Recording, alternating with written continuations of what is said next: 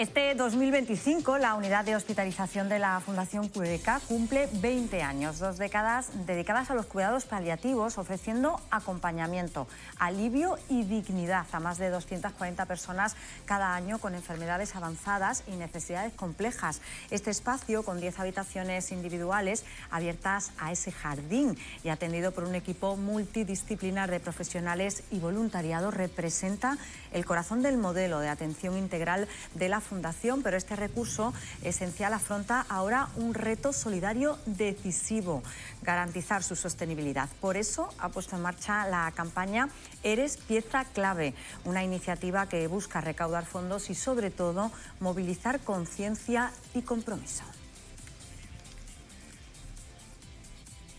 Buenos días, es martes y es 11 de noviembre, una jornada que arranca, ya lo han visto, con esa labor de la Fundación QDK, que lleva 20 años realizando desde su unidad de hospitalización. Una historia a la que les acercamos esta mañana y que completamos con la gripe aviar, porque el Gobierno ha confinado aves de corral en 197 municipios andaluces para evitar la propagación de esta enfermedad.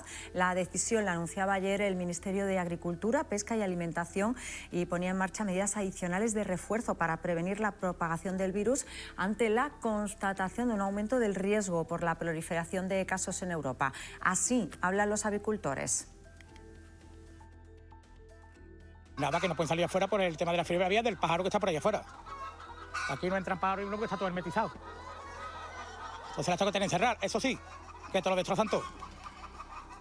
Porque se estresan. Yo cuando vengo por ahí y se ponen a la vera de las trampillas con el pescuezo así, digo, ¿este qué? ¿Que no me suelta hoy o qué? ¿Qué le pasa a este tío hoy? ¿Sabes? Pues este verano, hasta que se hicieron los tratamientos de verano del huerto, sí que las sacaba un día y ellas pues pasturaban y comían verde y las cerraba por la noche.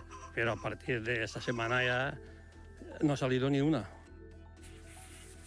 En Andalucía, el consejero responsable Ramón Fernández Pacheco ha asegurado que la enfermedad está controlada en nuestra comunidad autónoma, así lo decía. Hoy en día la gripe aviar en nuestra comunidad autónoma está absolutamente controlada. Mañana, de hecho, hay una nueva reunión con el Ministerio para seguir coordinando las medidas que tenemos que implementar. Es verdad que este tipo de restricciones que garantizan nuestra seguridad pueden tener como principal consecuencia también que suban los precios de un producto que escasea. Pues la consecuencia directa, lo decía el consejero, es la subida del precio de los huevos. Su precio ha subido un 50% en los últimos 4 años. Claro, todo no es por la gripe aviar, pero bueno, un 50% en los últimos 4 años. Fíjense que las organizaciones de consumidores piden ya que, en previsión de que siga subiendo el precio, se retire el IVA de los huevos y de la carne de pollo. Hablaremos de este asunto, pero hoy volvemos a hablar de sanidad, porque fíjense, comisiones obreras, UGT, SATSE y CESIF inician paros por el convenio colectivo provincial de clínicas y hospitales privados. Hoy han protagonizado una concentración para exigir mejoras retributivas y sociales para los profesionales del sector sanitario. Por su parte, la portavoz del equipo del Gobierno andaluz, Carolina España, ha vuelto a rechazar que el Gobierno andaluz esté privatizando la sanidad pública. Escuchen. Si antes se concertaba con los socialistas y la señora Montero el 5% del presupuesto y ahora se concierta el 3,4%, ¿por qué ahora estamos privatizando? ¿Por qué? Dígame usted por qué. ¿Por qué estamos privatizando? Porque es mentira. Si contratamos a 30.000 profesionales más para la sanidad pública, eso no puede ser privatización. En la vida no es privatización, es manipulación, bulo, falsedad y mentira. Pues asuntos de los que hablamos a esta hora. Son las 11:35 y seguimos en directo con nuestras tertulianas de esta mañana. Esther Molina, Maribel Hernández, bienvenidas. Buenos días a las dos. Buenos días. A ver, 2 asuntos importantes pendientes de la gripe aviar y de la subida del precio de los huevos y de la carne de pollo, y pendientes también, fíjense, de la sanidad, esas movilizaciones que han iniciado hoy, ante las que también participa Comisiones Obreras, Maribel. Sí, participamos porque, entre otras cosas, lo que se está pidiendo Lo que queremos es que los sanitarios tengan la capacidad de compra que tienen habitualmente. El IPC de Málaga es lo que se está pidiendo, porque ya se perdió poder adquisitivo en la pandemia y en la crisis anterior, entonces se han ido acumulando muchos años de pérdida de poder adquisitivo. Y ahora que además la sanidad privada está en uno de sus mejores momentos y que hay muchos beneficios empresariales, pues tienen que pensar un poquito en la parte que les hace que sus negocios sean factibles y viables. Y la negociación pues tiene sus tiras y afloja, pero que no se pide ni siquiera lo que se ha perdido durante todos estos años, sino al menos el IPC de Málaga para poder mantener el poder adquisitivo del último año. Claro. No, a mí me parece bien, o sea, la negociación colectiva es un instrumento y una herramienta que está ahí y que cada uno, bueno, pues tiene que reivindicar lo que quiera reivindicar y lo que tenga que reivindicar. Con respecto a la pérdida del poder adquisitivo que comentaba Maribel, la verdad es que a mí lo que me viene a la mente es que cada vez somos más pobres todos, en general, ¿no? Porque los sueldos no suben, porque los precios suben, porque el dinero se devalúa, porque la capacidad que teníamos al inicio de nuestra vida, yo ahora mismo no podría iniciar la vida como la inicié, mi proyecto vital, como no la pueden iniciar mis hijos en las mismas condiciones, porque nos desayunamos con cada vez más impuestos, con que los funcionarios públicos, que espero que también nos podamos o se puedan manifestar, ¿no? En mi casa casi todo el mundo es funcionario Bueno, público. los funcionarios de hecho tenían ahí una claro, amenaza de huelga que parece que al final no va a ser porque parece que el que te Ministerio ha dicho que recuerdo se va a sentar que a a primero de negociar, enero ¿eh? vuelve otro pequeño impuesto para poder cobrar las pensiones. Nos lo en definitiva. dijeron, nos lo dijeron desde el CESIF. Acuérdate. ¿Vosotros creéis realmente que la Junta de Andalucía está privatizando la sanidad pública? Yo, si quiere, Maribel, empiezo yo. Nosotros hemos hecho un informe muy exhaustivo, los sindicatos, y creo que esto no se resuelve con unas declaraciones tan simplistas. Efectivamente se está privatizando. Cuando los gobiernos se comparan con el gobierno anterior, eso estará muy bien para ellos, pero la ciudadanía no nos vale. De hecho, al PSOE le pasó factura lo que hizo con la sanidad. Entonces, los datos y están, y los sindicatos los han puesto encima de la mesa, y faltan profesionales, muchos de todos. En las ratios, lo está mirando el informe, en las ratios estamos muy por debajo de muchas otras comunidades autónomas. Entonces, no me sirve el discurso. Bueno, en la ratio estábamos por debajo también cuando gobernaba el Partido También, Socialista, sí, ¿eh? Porque yo recuerdo que Málaga Paula, era siempre la provincia con menos camas pero a quien por tiene, habitante, vaya. A quien tiene una enfermedad, eso no le consuela. Bueno, o sea, no, la comparativa me da lo mismo. A mí también. Nosotros pero tenemos a mí no me como da ciudadanía lo que hay tenemos que hacer es seguir avanzando. Claro, seguir avanzando, es que... pero no estamos avanzando y seguimos estando a la cola. Y es verdad que se está privatizando muchas cosas, porque incluso los médicos residentes están teniendo problemas para hacer sus prácticas porque muchas de las pruebas ya no se hacen en la sanidad pública, se hacen en la privada. Entonces no pueden practicar con ese aparataje porque se están sacando fuera. Está trayendo muchas Yo no creo que consecuencias. se esté privatizando, sino todo lo contrario. Que en sanidad siempre hay cosas por hacer, por supuesto. Nunca será bastante todo lo que haga yo por creo que sanidad. es necesaria una reforma. Que es necesaria una Que- reforma y que es necesario dar paso y que es Estoy necesario convencida. avanzar. Estoy convencida. Que la comparativa no se debe comparar porque al usuario no le importa. Pues yo creo que sí debemos comparar, porque lo que te está dando es la información de que la línea de gobierno es correcta, aunque no llegue a donde querríamos que llegara. Tenemos un sistema sanitario público que debemos, de verdad, transmitir, porque yo he sido usuaria, enferma, paciente, tristemente en 2 ocasiones, y a mí el sistema me ha respondido sin ningún tipo de problema. Luego, hemos aumentado, el año que viene va a haber más de 10.000 plazas de Esther, sanitarios. ¿por qué se van los en profesionales? Andalucía. Pues obviamente. ¿Por qué se van? Porque se están yendo a otras comunidades autónomas donde tienen mejores condiciones y mejores salarios. Que habrá que subir las condiciones y habrá que subir los salarios, y aquí como de faltan muchísimas profesiones. 5.400 Pero profesionales evidentemente médicos. el En Málaga. presupuesto, En Andalucía. el presupuesto ha aumentado en más de un tercio. Pero- desde que empezamos pero nosotros, escucha, desde el año 2018, perdón, el mayor concierto de la sanidad privada lo hizo el gobierno anterior. El concierto se ha reducido. Y yo me pregunto una cosa, y lo digo abiertamente. Cuando todavía, a pesar de los hospitales que se han abierto, desde que el Partido Popular gobierna, de los centros de salud y de todo lo que se ha avanzado, aún faltan plazas hospitalarias. Y personal. ¿Cuál es el problema ¿Cuál es el problema de apoyarse en la sanidad privada? ¿Cuál es el problema? No, sí, Que no es lo ideal. A ver, no es lo ideal. Pero ¿cuál es el problema? En la sanidad se ha ido privada... reduciendo el concierto en la medida que ha ido aumentando los medios en la sanidad pública. ¿Cuál es el problema? Hay ¿Por qué nos momentos rasgamos en las donde la vestiduras? sanidad privada puede ser un recurso, pero permanentemente no puede ser un recurso porque la empresa privada trabaja para ganar. Y cuando tú estás contratando una sanidad privada, tienes que pagar un IVA, tienes que pagar una factura ¿Y qué hay que de malo? normalmente es más costoso. Pues que el presupuesto se te reduce. Tú me dices, el presupuesto ha aumentado. Es que el presupuesto depende de cómo lo uses, igual que en las casas. Yo puedo cobrar lo mismo que tú, pero el uso que le doy a mi salario es Y la diferente. gestión presupuestaria igual. Yo creo que No podemos perder no esto. estamos Venga, ahora mismo última. en un debate, yo por Seguimos, concluir, claro, no estamos en un porque debate si no, no sano. salimos de aquí. Creo que debería ser un debate muchísimo más calmado, con los datos reales encima de la mesa, sin mentir, sin utilizar los datos políticamente, porque como tú bien has dicho, Maribel, la sanidad puede poner y quitar gobierno y es lo que ahora mismo se está intentando. Pues Entonces, los datos hay que sacarlos, ¿eh, no Esther? mintamos y no demos los datos erróneos ni transmitamos el mensaje de que la sanidad pública no funciona. Y termino con un ejemplo. Venga. Yo tengo una hermana en casa que es médico especialista.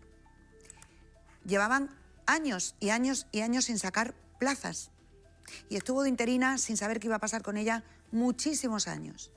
Fue llegar el gobierno de Juan Manuel Moreno y publicó, y convocó plazas, pero no solamente para médicos, sino para personal sanitario que también estaban absolutamente desesperados. Pues la experiencia de tu hermana A no ella- tiene nada que ver con el a cribado ella que ha salido ahora. A ella la penalizaban Es una persona porque por que- la tarde tenía su clínica privada con 3 fisioterapeutas contratados y la penalizaban y le quitaban dinero de su nómina en la pública por ejercer la privada, cosa que ahora no está pasando. Bueno. Pues la experiencia de tu hermana no tiene nada que ver con la es un experiencia caso, de las claro, personas. es un caso personal. No. Por cierto, que no me quiero ir a contarles dónde estamos en directo a esta hora sin contarles que hoy, de nuevo, las personas que han intentado llegar a sus puestos de trabajo desde la zona este se han encontrado con un nuevo atasco. En este caso, bueno, pues kilómetros otra vez de atasco porque se ha tenido que cortar el carril derecho porque ha habido un camión simplemente que ha tenido una avería, se ha tenido que parar a la derecha, se ha cortado el carril derecho y ya se pueden imaginar. Lo demás es un clásico. Miren, miren. En fin, mañana hablaremos largo y tendido de los atascos y de lo que nos cuestan los atascos a los malagueños. Asuntos que completamos esta mañana con diferentes puntos de la ciudad, que fíjense, hoy nos llevan hasta Carrefour Los Patios y dirán, ¿y por qué estamos hoy en Carrefour Los Patios? Pues estamos porque Carrefour celebra los 50 años que llevan aquí en Andalucía. Por este motivo, la consejera Rocío Blanco y Francisco de la Torre, que es el alcalde de Málaga, están allí para contarlo. Está Manu García y nos lo va a contar con todo lujo de detalles. La otra historia tiene que ver hoy con el cierre del Hotel Sonder by Marriott, que ayer cerró por sorpresa. Está ubicado en la calle Plaza de Toros Vieja y es otra de las historias y de las imágenes que les mostramos en esta multipantalla. Toni Morillas y su convocatoria, en la que ha hablado de temas de actualidad, es noticia, y Ángela Arias nos va a contar los detalles. Y la última de las historias tiene como protagonista hoy a Cudeca, ya lo han oído, la labor que realiza esta asociación benéfica de la que Rocío Carrascal nos va a contar todos los detalles. Son las historias de las que hablamos hoy y que comenzamos con este sonido, fíjense. Alerta de Protección Civil, alerta Protección Civil 112 Andalucía, activado el aviso rojo. El jueves se cumplirá un año desde que sonó este mensaje en los teléfonos móviles de los malagueños, una dana que dejó 140 litros por metro cuadrado aquí, en Málaga capital, con acumulaciones de balsas de agua en la vía pública. Hoy recordamos este momento con José Espinosa, es oficial de zona del Consorcio Provincial de Bomberos, y con él vamos a hablar en unos minutos. Esto nos va a servir además hoy para hablar de los avisos y si después de la Dana de Valencia somos más conscientes de cumplir con las recomendaciones cuando se nos da. Esto es por lo que preguntamos hoy, es nuestra encuesta, escuchen. Sí, un poquito, la verdad, porque antes que como en que yo ya he pasado unas cuantas, ¿no?, de agua así, pero vaya que sí, ya se mira un poquito más. Aunque a veces las alertas también son un poco exageradas, pero yo creo que, como dice el refrán, más vale prevenir que lamentar. Es mejor tener más información y que luego cada uno pues haga el caso que tenga que hacer. No, porque me da a mí la impresión de que las alertas ya van a ser como que viene el lobo, que van a emitir alertas aunque el pronóstico no sea tanto, y luego también tenemos que tener en cuenta que los pronósticos son inciertos. Estamos viendo el tiempo constantemente, la verdad que sí, nos tiene un poquito asustadillos el tema. Bueno, pues en un minuto lo hablamos en la entrevista del día. Fíjense, los avisos y las alertas que completamos esta mañana contándoles los detalles del descubrimiento que han hecho los científicos, que han encontrado una incipiente falla capaz de generar grandes terremotos. Lo han descubierto investigadores del Instituto de Ciencias del Mar del CSIC y hoy vamos a hablar con ellos para que nos lo cuenten. Noticia que vamos a completar ahora con una cita informativa en la que esta mañana está la consejera de Empleo, Empresa y Trabajo Autónomo, Rocío Blanco, junto al alcalde de la ciudad, Francisco de la Torre. Ambos acuden al 50 aniversario de Carrefour en Andalucía. Vamos a escuchar esa imagen en directo que está hablando la consejera. Están prestando servicio en el sector comercio. Supone el 20% de nuestro tejido productivo. Hay más de 130.000 empresas y más de 163.000 establecimientos comerciales. Hay una facturación de 125.000 millones de euros, lo que supone el 13% del BAP andaluz. Pero Carrefour no se queda corta, o sea, sois también ejemplo de la dinamización y de un empleo estable. Bueno, pues Rocío Blanco, la consejera que está atendiendo a los medios de comunicación a esta hora. En cualquier caso, nuestro compañero Manu García está allí y nuestros compañeros de Informativo les van a contar todos los detalles de esta rueda de prensa, ya saben, a las 2 y a las 6 de la tarde. Fíjense que están hablando de la labor y del trabajo que han hecho en estos años Carrefour aquí en Andalucía, y al supermercado vamos a ir hoy, pero lo vamos a hacer para ver el precio que tienen los huevos. El precio de estos productos se ha disparado y podría seguir subiendo por la gripe aviar. Hoy vamos a hablar con el responsable de COAG, la Organización de Agricultores y Ganaderos, para ver cómo está la situación en Málaga. Un asunto que completamos con la actualidad política del día. Hoy analizamos la situación en la que queda la legislatura tras la ruptura de Junts. Un análisis que haremos con Ángel Rodríguez, que es el catedrático de Derecho Constitucional de la Universidad de Málaga.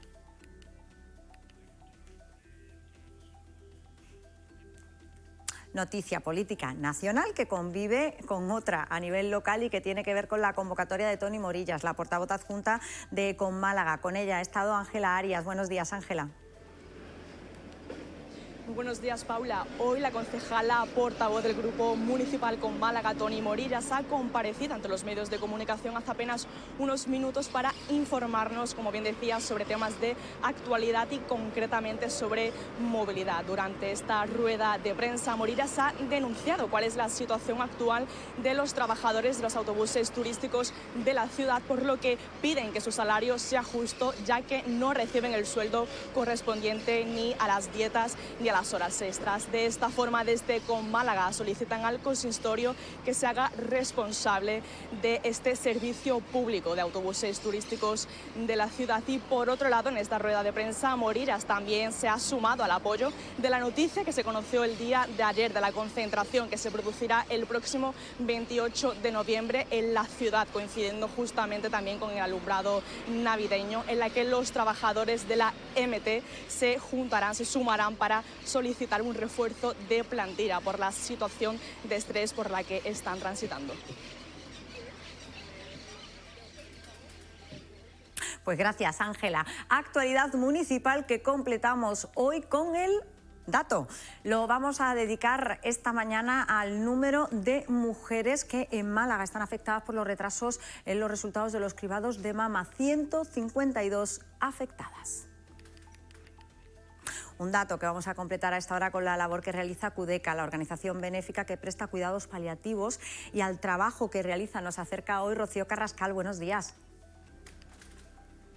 Buenos días, Paula. Buenos días, Málaga. Pues lleva 20 años CUDECA en su unidad de hospitalización ofreciendo ese servicio a las personas que afrontan el final de la vida, ofreciendo sobre todo alivio y también humanidad tanto a pacientes como a sus familiares. Unas 240 personas, para que se hagan una idea, pues están en este espacio a lo largo de todo un año y reciben todos estos servicios de forma absolutamente gratuita. Por eso es tan importante la solidaridad y por eso CUDECA ha puesto en marcha una campaña que apela a nuestro corazón con el nombre Eres pieza clave. Quiere pues hacer esa referencia a que que todos somos parte de ese puzzle que es necesario para que Cudeca funcione. Vamos a hablar hoy de esta campaña, pero también les vamos a acercar otra de las nuevas unidades que va a inaugurar de forma oficial Cudeca a partir del mes de enero, que es esa unidad de día para pacientes en cuidados paliativos, pero pacientes pequeños, de esos niños y esos jóvenes que también pasan por este espacio, una unidad que, por cierto, les decimos que ya está funcionando, aunque se inaugure de forma oficial el próximo mes de enero. Se lo acercamos hoy. Bueno, pues en un ratito volvemos con Rocío Carrascal para que nos cuente todos los detalles. Y fíjense, porque el próximo 16 de noviembre vamos a celebrar el Día Mundial del Flamenco, conmemorado el día en el año 2010 en el que la UNESCO declaró este arte Patrimonio Cultural Inmaterial de la Humanidad. La fecha se dedica a celebrar y promover el flamenco a través de eventos, espectáculos y actividades culturales. Hoy vamos a hablar con Marina Aranda, es profesora de flamenco y organiza una actividad de fin de semana dedicada a este arte. Pues va a ser en la segunda parte, no se lo pueden perder. Asuntos que completamos a esta hora, ya lo saben, con las portadas de los periódicos locales que tienen nuestros compañeros. Y fíjense porque en Diario Sur vemos unos narcos encapuchados y armados asaltan por error la casa de una pareja de octogenarios en Málaga. ¿Dónde está la droga? Decían esas personas que asaltaron esa vivienda, menudo susto el que se llevaron las personas que vivían en esa casa. Málaga hoy, Dragonfly, el superyate del cofundador de Google, llega al puerto de Málaga. Es la portada y la imagen de portada de nuestros compañeros del Málaga hoy con ese superyate en portada. La opinión de Málaga hace referencia, fíjense, a una rueda de prensa que ha tenido lugar esta mañana y que son los presupuestos de la Diputación Provincial. El presupuesto de la Diputación de Málaga ascenderá a 516 millones para el año que viene, para 2026. Es una noticia que les van a contar nuestros compañeros de informativos. El Español de Málaga, en este caso, fíjense, se lleva portada a Pablo Alborán. Ayer dedicábamos nuestro cierre aquí en el programa justamente a Pablo Alborán, pues para contarles que ayer por la tarde estuvo firmando discos Pablo Alborán y fíjense que nuestros compañeros del Español de Málaga le dedican a él esta foto de portada y dicen: locura por Pablo Alborán. En el centro comercial Larios no firmaba discos en la ciudad desde el año 2012. Imagínense la que se montó allí en el centro comercial para conseguir un autógrafo de Pablo Alborán. Portadas de los periódicos que completamos como cada día con la información del tiempo, que hoy viene marcada por cielos poco nubosos con intervalos de nubes altas, temperaturas mínimas que suben un poquito y máximas que también suben en el interior. Nos quedamos prácticamente igual aquí en la capital, donde hoy vamos a oscilar entre una mínima de 14 y una máxima de 22 grados, vientos que soplan flojos, variables, tendiendo a soplar de componente este y con intervalos moderados en el interior por la tarde. Previsión del tiempo que completamos como cada día con la circulación por las carreteras de la capital, y para ello saludamos a Alejandro Gil, que se encuentra en el Centro Municipal de Control de Tráfico. Alejandro, buenos días. Hola, buenos días. ¿Cómo se circula a esta hora por las carreteras de la capital? Pues ahora mismo destacamos la entrada por Blas Infante hacia el centro, luego también la entrada por Valle Inclán y por último la salida por Avenida de Velázquez. Desde aquí recomendar el uso del transporte público. Perfecto, pues muchas gracias. De nada, hasta luego. Bueno, pues tiempo y tráfico, que como cada día nos sirve para abrir la entrevista de la jornada. Y vamos a saludar a José Espinosa, es bombero, es oficial de zona del Consorcio Provincial de Bomberos. Nos acompaña esta mañana, bienvenido. ¿Qué tal? Buenos días. Buenos días. Lo hemos invitado porque el próximo jueves, el día 13, se cumple un año de la dana que afectó especialmente a Málaga capital. De hecho, hemos recordado que se recogieron hasta 140 litros por metro cuadrado. Usted estuvo ese día operativo. ¿Cómo lo recuerda? Bueno, pues con mucho trabajo, con muchas intervenciones y, bueno, pues con intervenciones complicadas.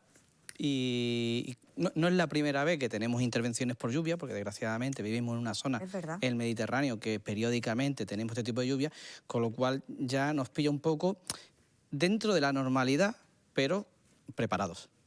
Porque ¿cuáles fueron las intervenciones más complejas que recuerda de aquel día? Bueno, siempre que hay una dana de este tipo, pues tenemos problemas con temas de rescate de personas en vehículos, ¿vale? Que por eso siempre se dan las recomendaciones de que no se crucen cauces de río, que suelen ir secos en casi y todo el año. Y a pesar de que siempre se recuerda, siempre terminamos cruzando. Y esas son las situaciones como, entre comillas, más complejas. ¿Por qué? Porque hay personas en peligro inminente.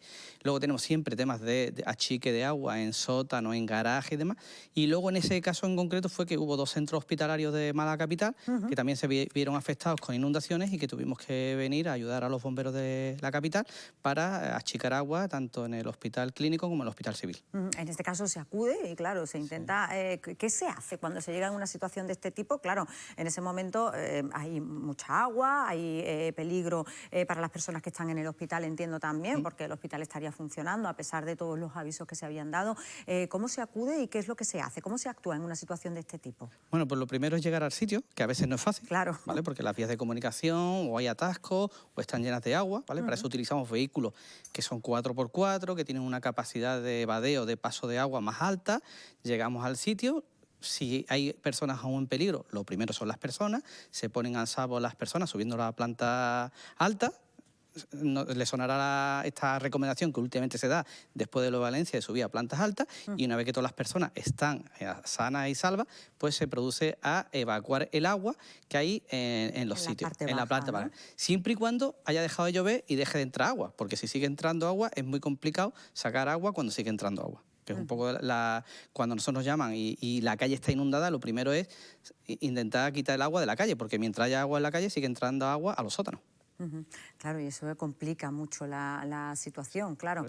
En este caso, ¿cómo se organizó todo? Porque esto fue ya el día de la lluvia, es verdad que estaba previsto, es verdad que se lanzó ese aviso rojo por parte de la Agencia Estatal de Meteorología y por parte de la Consejería de Emergencias. Ahora hablaremos de cómo organizar y cómo se organiza todo ese operativo, pero cómo se organiza también los bomberos, el Consorcio Provincial de Bomberos, de manera previa para hacer frente a una situación que se va a dar al día siguiente. Pues hacemos ese seguimiento de la meteorología, vemos por ejemplo cuando ya EME empieza a poner las alertas, con la amarilla tenemos un procedimiento, entonces con la alerta amarilla pues ya informamos a todos los parques de bomberos del consorcio para que ese día pues estén preparados en cuanto a todos los medios que tenemos de achique, los planes operativos, se repostan de combustible y se comprueba todo, claro, ¿vale? todo. Si esa alerta pasa a naranja, ya empezamos a reforzar los parques de bomberos con más personal, empezamos a prealertar unidades, como un vehículo puesto de mando, la unidad de rescate acuático, y si esa alerta pasa a ser roja, esa prealerta ya es activación. Se activan todas las unidades que tenemos, duplicamos el personal que hay en los parques centrales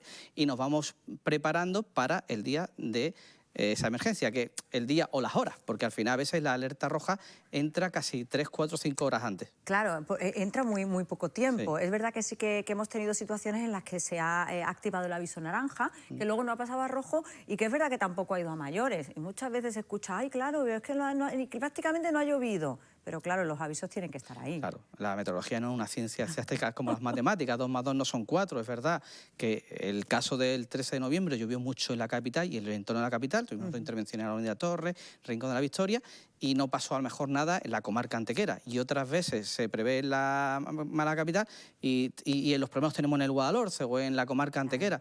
Es muy difícil, la meteorología, las nubes no siguen lo que queremos nosotros o lo que hay, entre comillas, previsto, que son temas, modelos matemáticos de previsión de lo que va a pasar. Como tal, hay una probabilidad y esa probabilidad no es el 100%.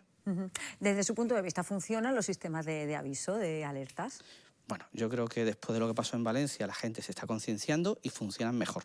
También es verdad que se ha perdido el miedo por parte de la Administración y de las autoridades técnicas y políticas en lanzar ese aviso. Porque, bueno, estaba el tema de que si podía crear una alarma innecesaria. Pero bueno, después de lo de Valencia yo creo que la ciudadanía también ha aprendido, hemos aprendido todos, para eso sirven estas grandes catástrofes también, para lecciones aprendidas, hemos aprendido todo y cuando tú lanzas una alerta, la última se lanzó hace unos días, que era naranja, no se lanzó el mensaje, pero sí que muchos ayuntamientos pues ya suspendieron clases por las tardes y la semana pasada casi no llovió nada. Llovió, es verdad. ¿Y si hubiera llovido? Ya. Tenemos un montón de padres recogiendo de escolares en los colegios. ¿Qué pasó ese día en Málaga? Pues que fue justo a la hora, casi de salida de los colegios, padres yendo. Entonces, si tú quitas todo ese tráfico y tú quitas todo ese movimiento de vehículos, son menos vehículos, menos posibilidad de que haya personas en peligro. Claro, y al final hay que prevenir, porque cuanto más vehículos haya en la calle, más posibilidades hay, claro, de que se produzca algún tipo de tragedia, ¿no? Totalmente. Ya digo yo que un poco cuando hay unas inundaciones, cuando hay una grande lluvia, el punto más vulnerable es la vía pública.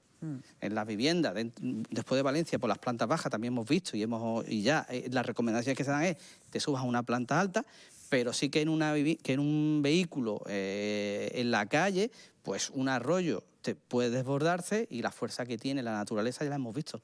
No, por mucho que hay gente que, por ejemplo, con los vehículos todoterrenos, que se creen que, oye, pues yo tengo mi todoterreno, una vez que el agua llega a la mitad de las ruedas, el coche se convierte en un barco, porque flota. Entonces se lo lleva el río. Por eso se recomienda no cruzar arroyos y no cruzar cauces secos de río, que están normalmente secos, pero es que ese día... Claro, puede no estar seco, Bueno, puede venir en un momento sí. determinado, ¿no? Una crecida del río y pillar. Entonces, claro, en la vía pública es donde las personas están en más riesgo. Entonces, si nosotros cuando lanzamos esa alerta y suspendemos colegios y suspendemos actividades laborales, la gente se queda en su casa, pues la última vez que se hizo hubo menos intervenciones y nadie a lo mejor se ha pensado, ¿por qué hubo tan pocas intervenciones? Porque había mucha menos gente en la calle. Claro. ¿Fue un éxito la intervención tanto de bomberos como de Protección Civil aquel día? Bueno, fue un éxito porque no tuvimos personas, desgraciadamente, que fallecieron. Entonces, pues es verdad que hubo una alerta, que hubo mucha gente que se quedó en su casa, que hubo muchísima lluvia, que hubo intervenciones de bomberos, pero, bueno, vivimos donde vivimos y hay que tener también conciencia de donde vivimos. Es una zona del Mediterráneo y que sabemos, y en Málaga, por ejemplo, desde el año 89, todavía está reciente en la memoria de mucha gente lo que nos llovió en el año 89. Entonces, periódicamente tenemos esta lluvia. Entonces, pues, llueve mucho, hay que aprender y yo me acuerdo del año 89-90 la zona de Guadalmar, la zona del centro de Málaga. Y la zona del aeropuerto también. Zona del aeropuerto, bueno, era totalmente una... Entonces, bueno, pues tenemos que ir aprendiendo. Entonces, esas alertas a la ciudadanía, pues también dentro de lo que es la educación y la información que le llega, le tiene que llegar esta información y educación sobre emergencias. Claro, educación e información, que también es lo que queremos hacer hoy aquí y ahora le preguntaremos. Pero a partir de aquí, decía, tenemos que ir aprendiendo, lo hemos hecho con la Dana de Valencia y vamos a seguir aprendiendo. Respecto a los medios, ¿se han incrementado o se ha cambiado algo a raíz de esta intervención, por ejemplo, aquí en la capital? ¿Se incorporan más medios? ¿Se detectan carencias a lo mejor y se dice, oye, pues aquí tenemos que hacer esto, tenemos que incorporar esto, nos hace falta esto? Debemos de tener esas lecciones aprendidas. Nosotros en el consorcio provincial, que dependemos de Diputación, pues ya no en esta última lluvia, porque ya venía de antes, de unas que tuvimos anteriormente, pues sí que hemos adquirido vehículos todoterreno con más altura de paso de vadeo, como comentaba antes. Hemos adquirido un camión que va completamente lleno de medios de achique de agua, motobomba, electrobomba, de gran caudal, para que cuando tengamos una emergencia de este tipo, y nosotros también, que actuamos en muchos pueblos, pues podamos, además de lo que tenemos en el día a día en los parques, reforzar una zona con muchos más medios de extinción. Hemos adquirido un vehículo de coordinación de puesto de mando, porque cuando hay tantos medios interviniendo hay que coordinarlos para la mayor eficacia y llegar al máximo de gente posible en el menor tiempo posible. Entonces, por parte al menos nuestra, sí que estamos adquiriendo embarcaciones, vehículos, incluso vestuario, equipos de protección individual para trabajar en agua, en inundaciones, correcto. Consejos para los ciudadanos. Ojalá que no tengamos que vernos en una situación parecida, pero si tuviéramos de nuevo que enfrentarnos a un aviso rojo en el que vuelven a sonar los móviles, en el que vuelven otra vez a decirnos, oye, hay que seguir con estas normas, ¿qué debemos hacer? ¿Qué es lo más importante como ciudadanos, como personas responsables? Lo primero es tener conciencia de que estamos ante un posible peligro y esa conciencia nos tiene que llevar a autoprotegernos. Seguir las recomendaciones que nos van a dar en esos mensajes y principalmente el tema de no cruzar, porque históricamente hemos tenido muchos rescates de vehículos cruzando arroyos, cruzando pasos del río. Lo mejor es no coger el vehículo, ¿no? Si se puede evitar, no coger el vehículo, entiendo. Si se tiene que coger o porque ya nos pilla un poco en el vehículo, ¿qué es lo que debemos hacer? Quiero decir, yo voy en mi coche, empieza a llover mucho, veo que empieza a subir el agua, ¿cómo actúo? Claro, depende mucho de las circunstancias. Lo primero es intentar no cruzar esos arroyos y ponerte en lugares más altos. Es decir, irte con el vehículo a sitios más altos, donde si se desborda el río, pues no te llegue. Claro. ¿Vale? Si ya te ha llegado el río, pues evidentemente salir del coche, ponerte en lo alto del techo y esperar que te llegue la ayuda. No puedo hacer pedir otra cosa. ayuda. Sí. Estás más seguro en lo alto del techo del coche que intentando cruzar un río que te va a arrastrar. Una vez que el agua te pasa por un poquito por debajo de la rodilla, te arrastra. Entonces no es bueno ponerse a andar en sitios con caudal. Entonces, esa primera recomendación de no cruzar, si ya te ha pillado el agua, subirte al techo de tu vehículo, esperar la ayuda, avisar, y luego las personas que están en la vivienda, pues el tema eso de, por ejemplo, la parte de los que tengan patio, pues quitar todo el tema de suciedad, de los platos, para que la evacuación de agua sea lo más grande posible. Y el que viva en un bajo, pues subirse a una parte más alta, que viva en un bajo cerca de un arroyo. Claro, si no, no tiene por qué... En principio no, y si ves que el agua va llegando, pues sí te subes. Vale. Otra recomendación que creo yo que es importante también, no ir, por ejemplo, si vemos que empieza a llover y que empieza a acumularse agua, no bajar al sótano, no bajar al garaje a por el vehículo, ¿no? Eso en Valencia fue una de las principales causas de fallecimiento de personas. Claro, que sea lo que sea, pero no vamos a bajar a sacar el vehículo. Eso es una de las cosas que yo creo que también la ciudadanía ha aprendido de Valencia, es que cuando empieza a llover y te empieza el agua a la puerta, no bajas al garaje. No bajas al garaje porque yo creo que la gente lo ha visto y lo tiene tan interiorizado ahora mismo que la gente ya no hace eso. Hay que recomendarlo, pero yo creo que eso, después de Valencia, la gente se ha quedado muy, muy concienciada. Pues José Espinosa, muchísimas gracias por habernos acompañado esta mañana. Ha sido un lujo tenerle aquí para que nos recuerde. Yo creo que nunca es suficiente en esto de las emergencias volver a repetirnos, ¿no? Todas las recomendaciones. Información y formación a la ciudadanía. Pues muchísimas gracias. Nosotros vamos a hablar de este y de otros asuntos ahora en la mesa de actualidad, donde tenemos a Esther y a Maribel. Oye, muy interesante. Yo creo que es fundamental, ¿eh? Súper interesante, hombre. Yo creo que lo primero, el reconocimiento al cuerpo de bomberos y las gracias por que siempre están ahí, por su ayuda. Yo que además he tenido por mi responsabilidad oportunidad de conocerlos y de trabajar con ellos de la mano, y es increíble su capacidad de servicio público y su dedicación, ¿no? Y luego resaltar que, como bien ha dicho, oye, tranquiliza, que se sepa, ¿no?, que en nuestra provincia llueve torrencialmente, tenemos un clima casi tropical. Y que forma parte de nuestra idiosincrasia. Cuando yo llegué a Málaga en el 88 me topé con la primera inundación del 89, que no se me va a olvidar. Y luego también un poco nosotros mismos, ¿no? Fíjate eso que ha dicho. Yo recuerdo que una vez llovió y yo no me había ocupado de que el sumidero de mi terracita estuviera suficientemente limpio porque había hecho una obra, habían caído casquetes y me entró el agua en casa. A mí me pasó también. Yo creo que una terraza. Una de las cosas que es admirable, porque lo he visto en algún simulacro, cómo se coordinan los cuerpos de seguridad. Es admirable cómo lo hacen. Él ha dicho que han puesto un nuevo vehículo.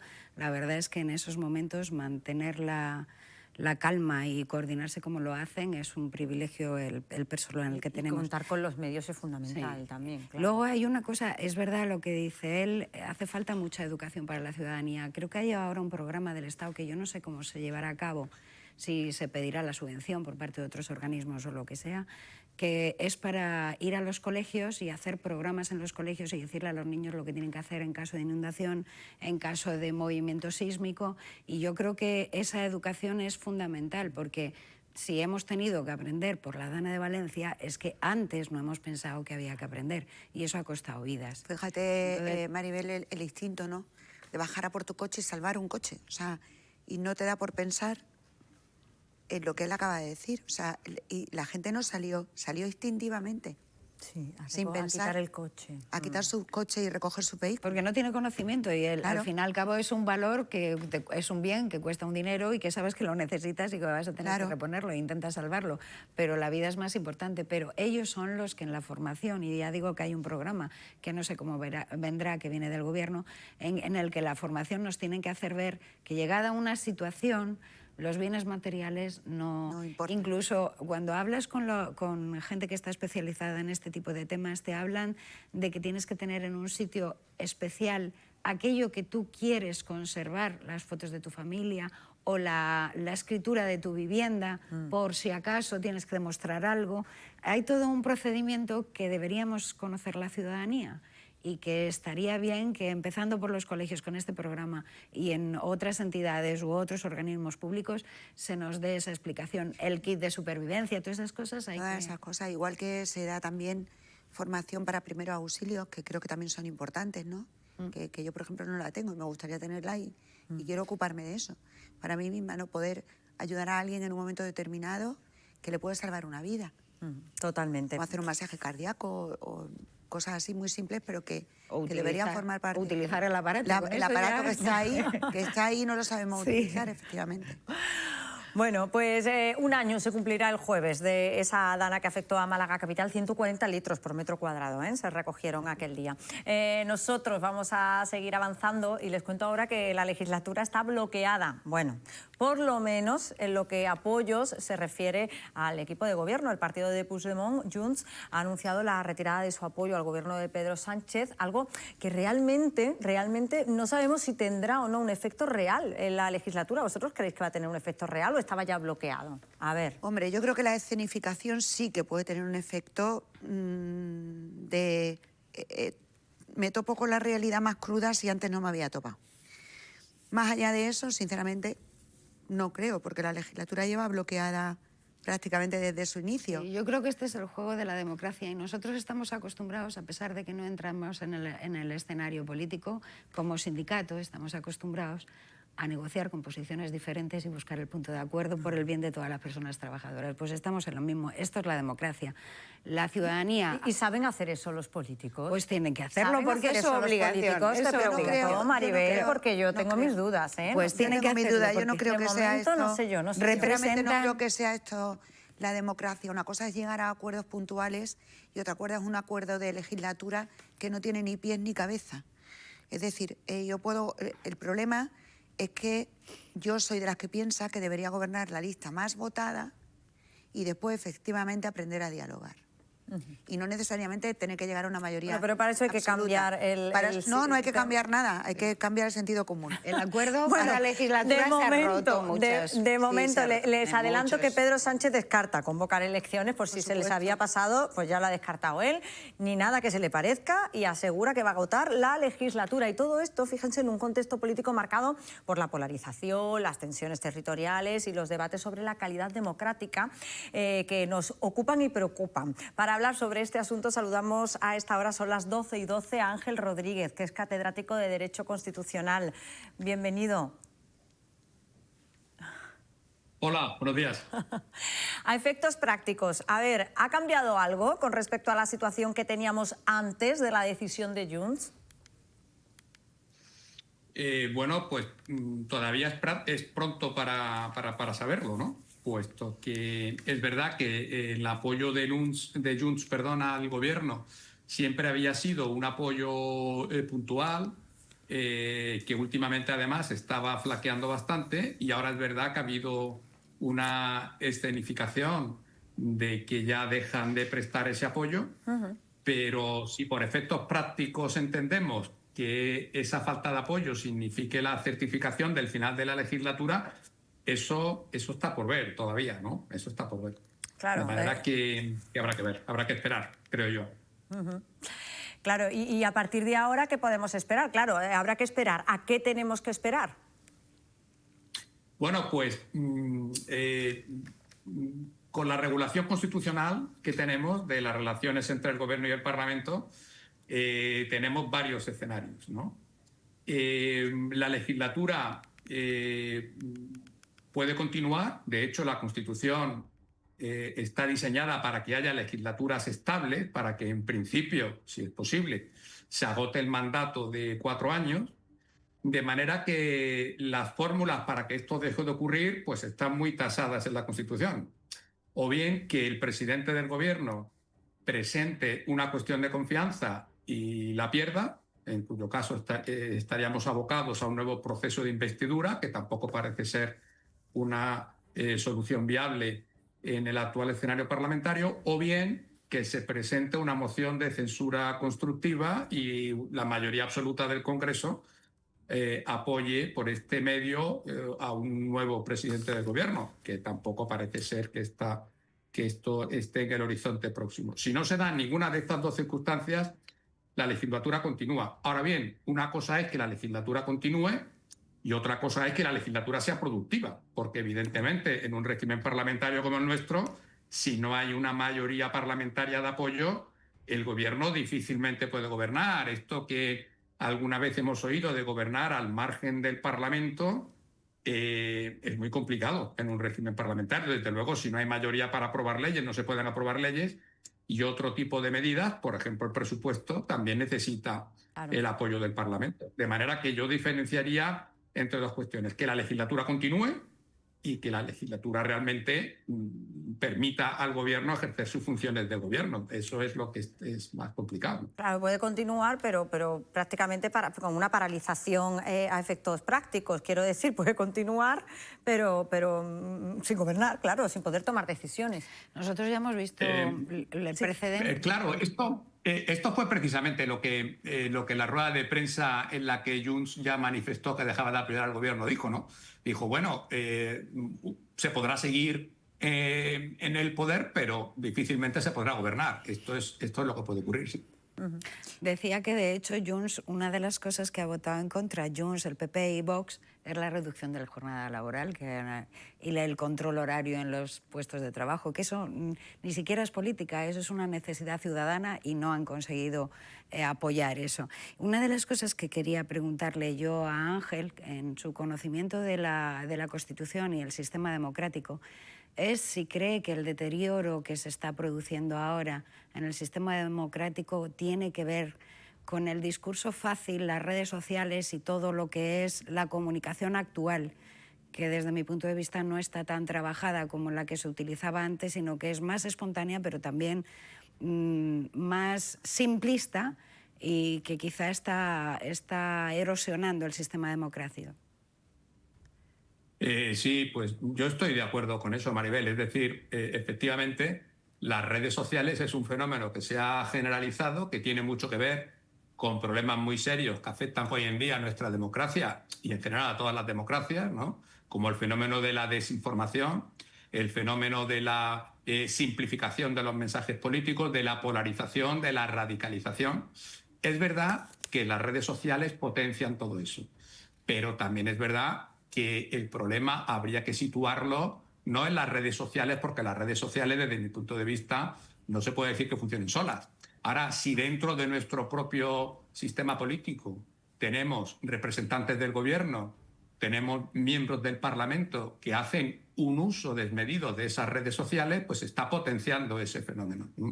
Yo creo que al menos en ese segundo nivel sí tenemos un problema que se podría atajar. Sí haría falta un código de conducta de nuestros representantes públicos, no voy a decir para no usar las redes sociales, pero sí para un uso moderado de las redes sociales, porque las redes sociales polarizan, pero alguien tiene que emitir esos mensajes de polarización, y me temo que en gran medida nuestros propios representantes públicos son en buena parte responsables de ello. Claro. Yo diría, los mensajes no salen como setas, yo claro. diría que más bien que un código y tal, yo lo que pediría es veracidad y, por supuesto, no arrengar. Pero yo tenía una pregunta también para el catedrático, que tiene que ver con los presupuestos generales del Estado. Tenemos unos presupuestos heredados de una legislatura anterior y no parece que haya un horizonte que permita apoyar unos nuevos presupuestos. Mi pregunta, yo me pregunto siempre como ciudadana, también como jurista, ¿cómo podemos defendernos contra eso, los ciudadanos? ¿En qué medida nos están o no mintiendo? No lo sé, lo desconozco. En cuanto a la inversión, en cuanto a las subidas que prometen de fondos de pensiones o las subidas que prometen de becas, de ayudas, ¿contra qué va? Porque de verdad que me pierdo en un presupuesto de hace 4 años o más. Llevamos sin presupuestos generales ya 2 legislaturas y me temo que otro año más. Sí, llevamos 2 años sin presupuestos. Estos son la prórroga de la prórroga, ¿no? Y nuestras legislaturas, como últimamente se acortan, pues se puede decir también de que llevamos también varias legislaturas sin presupuestos. Desde luego en esta no se aprueba ninguno. No, esto es un grave problema. Porque yo decía antes que la Constitución está diseñada para que la legislatura sea estable, de manera que solamente hay 2 vías, y solo 2, para que una legislatura acabe antes de tiempo, que es una cuestión de confianza o una moción de censura, pero también es verdad que está montado sobre una serie de ideas que no están escritas en ninguna parte, pero que se sobreentienden, que es el propio espíritu constitucional, ¿no? Y es que un gobierno, si no tiene apoyo para sus presupuestos, en principio no puede gobernar. Es decir, la pérdida de una votación en los presupuestos generales del Estado se entiende tradicionalmente como una pérdida de confianza que implica un cambio de gobierno o un cambio de legislatura. ¿Qué ocurre? Que ese principio constitucional o esa costumbre constitucional se ha quebrado entre nosotros y se está abusando de la prórroga presupuestaria. La prórroga presupuestaria es lo que nos permite que, aunque no se aprueben unos presupuestos, no estemos abocados al cierre de la administración, como está ocurriendo por ahora en Estados Unidos, ¿no? En donde el sistema es distinto. Si los presupuestos no se aprueban, la administración se cierra.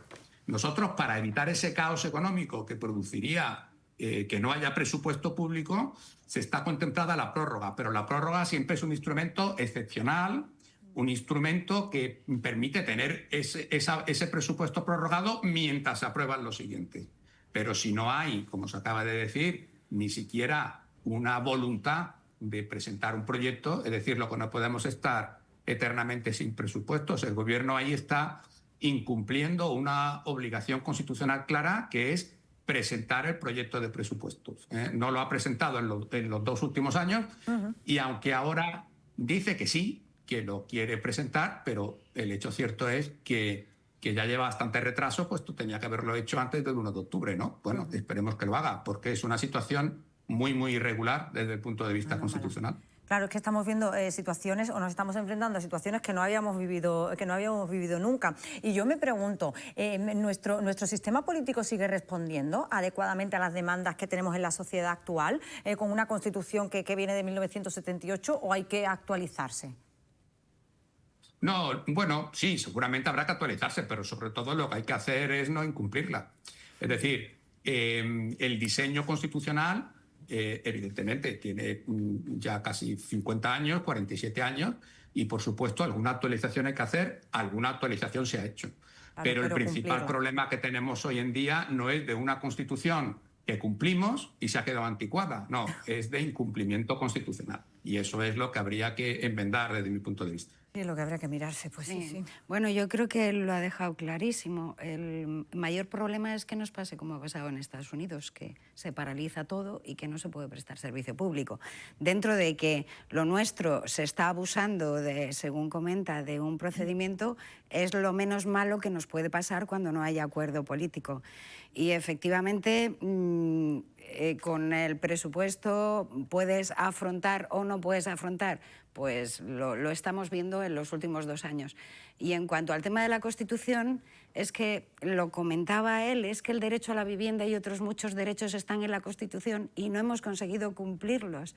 Es que yo creo que es de las mejores constituciones que hay en Europa, y el problema es llevar a cabo todo lo que pusimos en el papel en su momento, que además fue un acuerdo histórico en donde ahí sí hubo mucha gente que puso los intereses de la ciudadanía por encima de los propios. Me gustaría seguir centrándome en los presupuestos. Los presupuestos, bien ha dicho Ángel, el catedrático, que hay obligación constitucional de al menos presentarlos. ¿Por qué?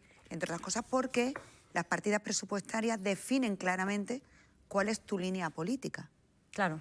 Y los ciudadanos ya no sabemos por dónde va la línea política del gobierno actual. Ante ese incumplimiento inconstitucional clarísimo, porque es que ni se presentan, otra cosa es que no se logren aprobar. Sí, pero por lo menos se llevan. ¿Tenemos alguna defensa? Pregunto, ante ese incumplimiento inconstitucional de no presentar los presupuestos que definen nuestras políticas, ¿qué defensa tenemos?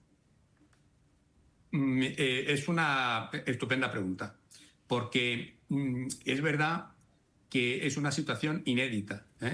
Ha habido ocasiones en que los presupuestos tampoco se han presentado, o se han presentado muy tarde, incluso a veces se han presentado mediado el ejercicio presupuestario, pero han sido situaciones inevitables. Por ejemplo, pensemos, el gobierno presenta unos presupuestos, la Cámara no lo aprueba, el Congreso no lo aprueba.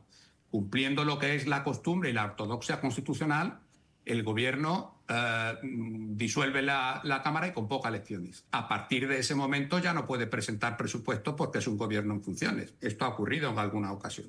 De manera que ahí se produce la prórroga hasta que se forme un nuevo gobierno. Esto a veces puede llevar mucho tiempo.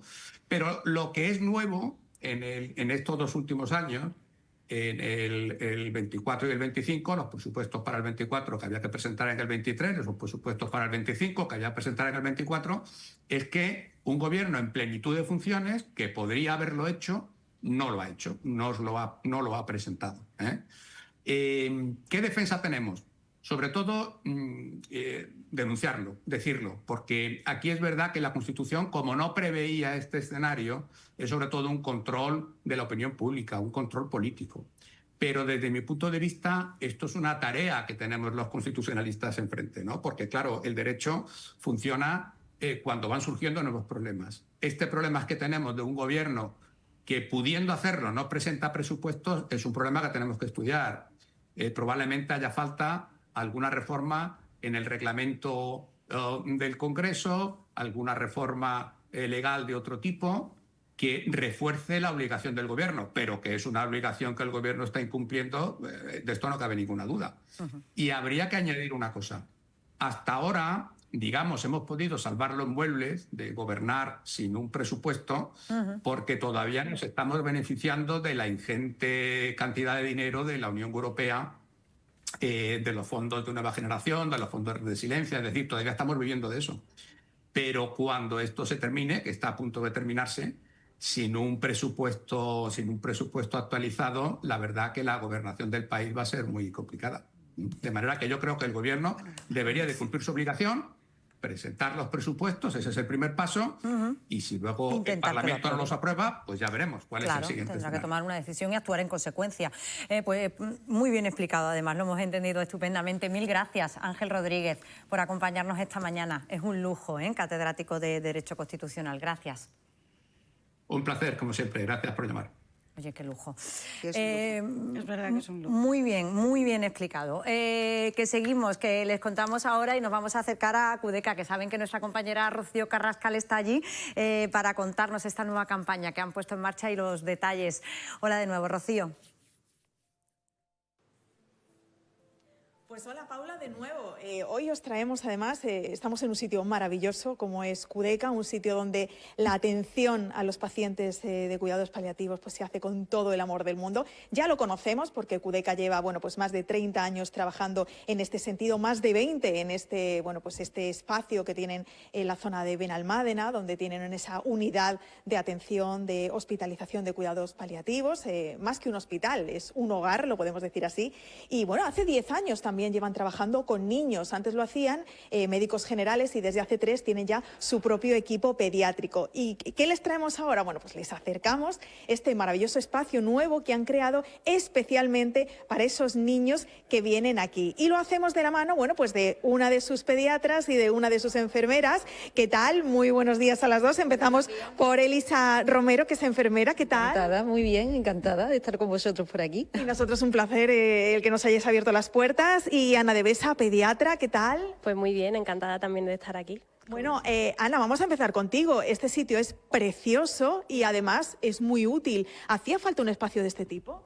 Pues sí, yo creo que un espacio así es muy necesario. El espacio nosotros lo llamamos unidad de día pediátrica, dentro del ámbito que nosotros pues hacemos la atención, que es dentro de los cuidados paliativos, o niños que tienen enfermedades pues crónicas, pues a veces sin un tratamiento curativo y con las que tienen que vivir pues a veces mucho tiempo, ¿no?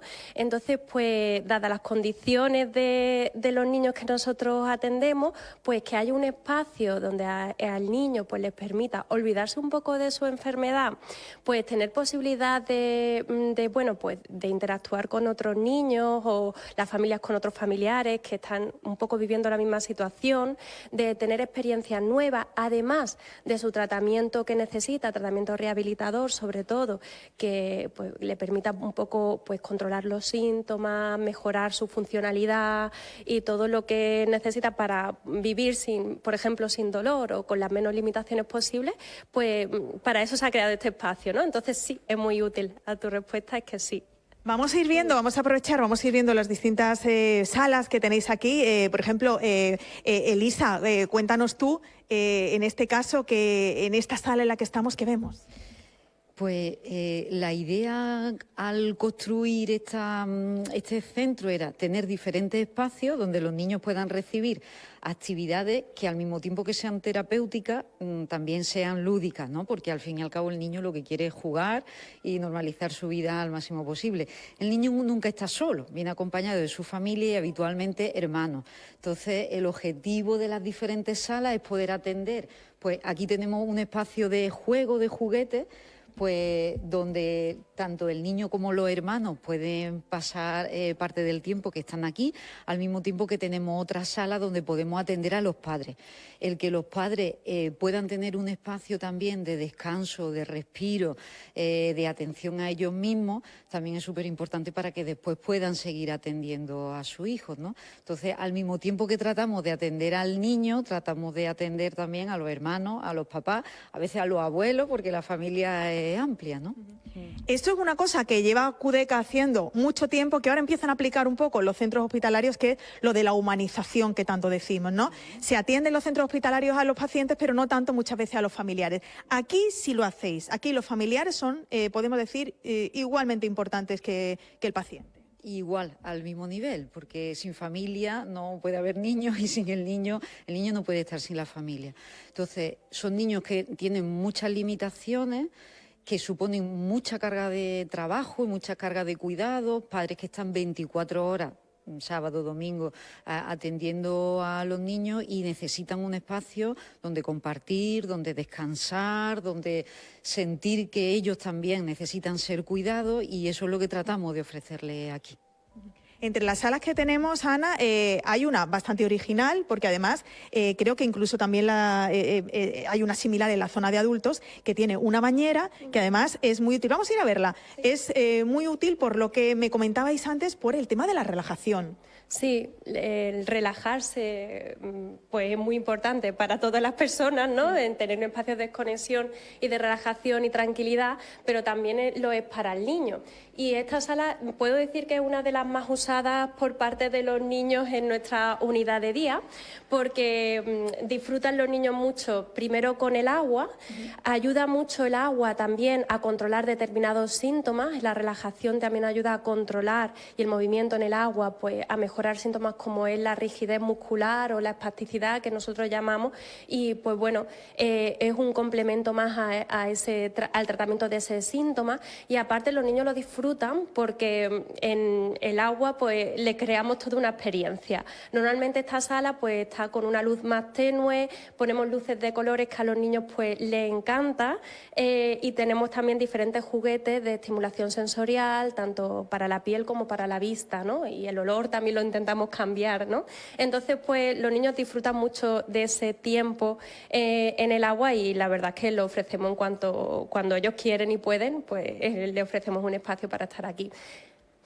Hay que recordar además que todas estas terapias que se imparten aquí y que proporcionan desde QDECA son totalmente gratuitas, tanto para los pacientes como para sus familiares, ¿no? Y además esa atención tan importante a los familiares que antes habíamos referido. Sí, la verdad que es siempre uno de los principios de QDECA, que es la atención gratuita tanto al paciente como a la familia, y con los niños y sus familiares pues no deja de ser lo mismo, claro. Pues vamos a ir hacia afuera, porque además eso, tenemos mucho que enseñar aquí. Es muy cuidada también todo lo que es la estética que tiene que ver en este centro, bueno, pues para que también la gente cuando llega aquí se sienta muy cómoda, ¿no? Sí. La verdad que, bueno, se hizo una reunión para ver qué estética era la más adecuada, y la verdad se han contado con profesionales, pues algunos de ellos artistas, que son los que han reflejado pues algunos animales, ¿no?, llamativos, como es el camaleón, la flor, el símbolo típico de los cuidados paliativos en QDECA, que es el girasol, y bueno, otros aspectos así naturales, para que tanto con el color como con los dibujos pues pueda pues dar un poquito de tranquilidad, de alegría también y de comodidad. Yo creo que... Pues muchísimas gracias a las dos, Elisa y Ana, por habernos acercado a este maravilloso espacio que va a abrir de forma oficial, aunque ya funciona, el próximo mes de enero. Y Lorena, acompáñame, porque estábamos hablando de que todo esto lo hace QDECA de forma gratuita, Y oye, que hace falta dinero. Hay que tener un poquito de solidaridad en ese sentido, colaborar con este maravilloso proyecto. Y precisamente en esta línea, bueno, pues vamos a hablar con Daniel Sánchez, que es el responsable de comunicación, porque QDECA ha presentado una campaña que va a extenderse en los próximos meses. ¿Qué tal, Daniel? Muy buenos días. Hola, buenos días, Rocío, ¿qué tal? Esa campaña con la que se busca reunir fondos para este otro ala, que es el área de, no le llamamos hospitalización, le llamamos hospice, ¿no? Exacto, es lo que nosotros queremos diferenciar. Esto no es un hospital. Nosotros principalmente tenemos dos formas de cuidar. Una, en los domicilios, donde es el fuerte, con esos 9 equipos de domiciliarios que van a cuidar a esos pacientes, donde normalmente quieren pasar sus últimos días, que es en su casa. Pero después tenemos este espacio. Este espacio es un espacio de 10 habitaciones, las cuales están preparadas para atender a aquellos pacientes con síntomas más, por decirlo de alguna manera, más complicados. Pues eso es lo que tenemos aquí. Y este año, en 2025, ya cumplimos 20 años desde que esto se abrió en 2025 y por eso hemos querido llevar a cabo esta campaña, una campaña de recaudación de fondos, ni mucho menos baladí. Necesitamos 355.000 euros para mantener esto activo durante por lo menos 20 años más. ¿Cómo se puede ayudar, Daniel? ¿Qué es lo fundamental? Bueno, las formas de colaborar son infinitas, tantas como a uno se le pueda ocurrir.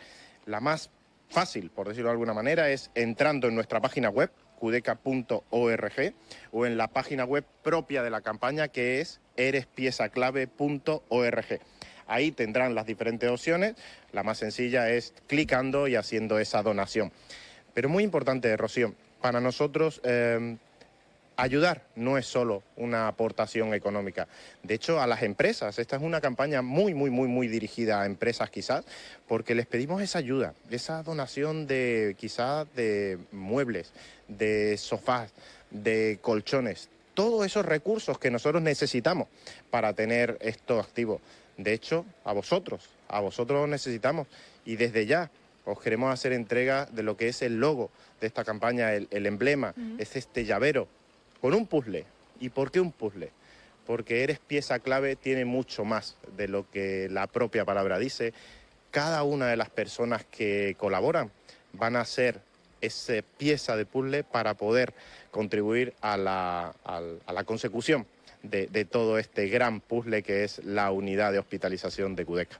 Pues con este mensaje nos quedamos. Eres pieza clave, somos todos pieza clave para conseguir que QDECA siga proporcionando pues todos estos maravillosos cuidados paliativos estos últimos días de muchas personas que, bueno, pues por desgracia, por distintas enfermedades esto ocurre, pero no es lo mismo poder pasar estos últimos momentos en un espacio tan maravilloso como QDECA. Muchísimas gracias por la labor que realizáis. Gracias a vosotros de verdad por el apoyo incondicional. Un abrazo. Bueno, pues yo creo que este es el mejor reportaje para recordarnos lo que de verdad importa. Aquí teníamos una tertulia paralela para recordar cuál tiene que ser nuestro orden de prioridades para todos, cada uno que se lo aplique a sus necesidades. España ha reforzado desde ayer las medidas para frenar el avance de la gripe aviar. Más de 2 millones de aves de granja han sido sacrificadas en los últimos meses. Desde ayer lunes se van a confinar aves de corral en 1.199 municipios ubicados en zonas de especial riesgo. Aquí en Andalucía en 197 municipios y ojo, porque el precio del pollo y los huevos pues ya está subiendo. A ver, ¿qué pensáis vosotros? ¿Habéis comprado pollo? Y bueno, yo compro todas las semanas. La verdad es que yo no me tengo que reconocer que me voy a fijar a partir de ahora. Yo me fijo un poco en general. Como todo está tan caro. Yo me fijo un poco en general en lo que pago y lo que llevo. No, es un poco mi referencia, digo. Sí. No llevo nada. Y estoy pagando mucho. De todas formas, son dos cosas que se utilizan muchísimo. Y yo creo que incluso la gente joven, al comer carne, come más pollo que otro tipo de carne, de ternera o lo que sea.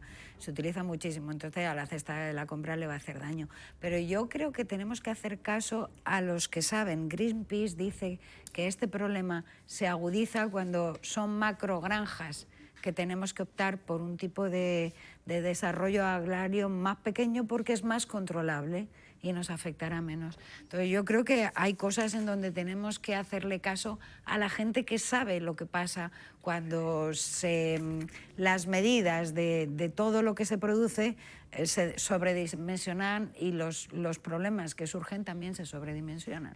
No lo dudo, yo no conozco el informe de Greenpeace en este sentido, pero sí te digo que algo habrá que hacer para prevenir antes de que esto llegue, porque no es la primera vez, no es la primera vez.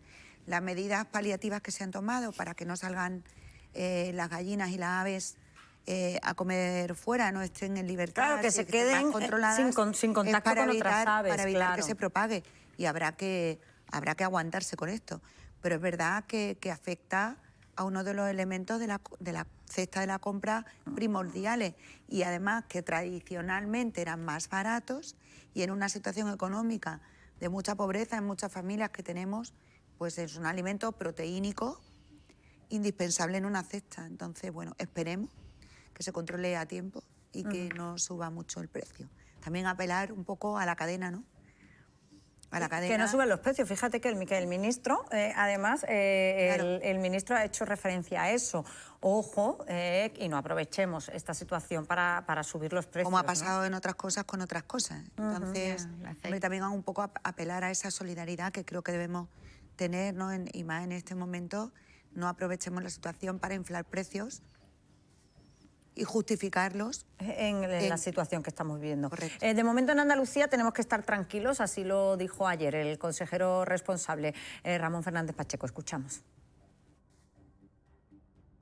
Hoy en día la gripe aviar en nuestra comunidad autónoma está absolutamente controlada. Mañana, de hecho, hay una nueva reunión con el Ministerio para seguir coordinando las medidas que tenemos que implementar. Es verdad que este tipo de restricciones que garantizan nuestra seguridad pueden tener como principal consecuencia también que suban los precios de un producto que escasea.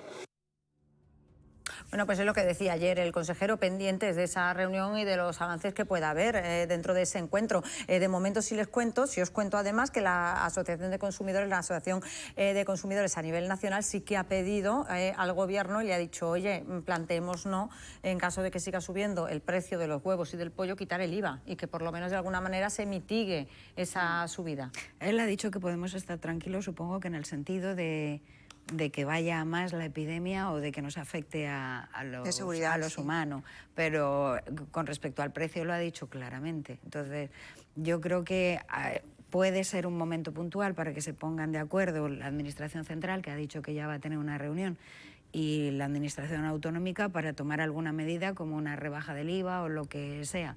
Pero en cualquier caso tenemos que pensar que la estrategia de futuro tiene que pasar por otro tipo de explotaciones. Sobre todo porque creo recordar por la noticia, y no siento no poder dar más datos porque no estoy documentada, pero la realidad es que la crisis en la venta de los huevos y la escasez de venta de huevos ya venimos arrastrándola de antes.